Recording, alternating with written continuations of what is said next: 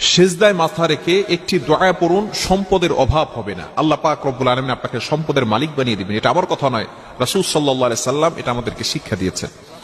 এক সাহাবী নবীজি সাল্লাল্লাহু আলাইহি ওয়াসাল্লামের কাছে এসে বললেন, ইয়া রাসূলুল্লাহ, ইয়া হাবিবাল্লাহ, দুনিয়া আমাকে ত্যাগ করেছে, দুনিয়ার সম্পদ আমাকে ত্যাগ করেছে, এমন কিছু আমল আমাকে বলে দেন যে আমলের মাধ্যমে আল্লাহ তাআলা আমাকে সম্পদের ব্যবস্থা করে দিবেন।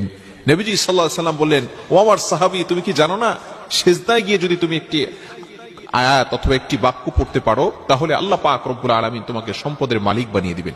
তবে অবশ্যই আমাদেরকে স্মরণ রাখতে হবে, দুই ধরনের সিজদা, একটা হচ্ছে ফরজ সিজদা, ফরজ নামাজের যে সিজদা আছে, আর একটা হচ্ছে নফল অথবা সুন্নত। তো এই ক্ষেত্রে অবশ্যই ফরজ নামাজের সিজদায় গিয়ে শুধু সুবহান রাব্বিয়াল আলা এই ধরনের তাসবিহ পড়তে হবে।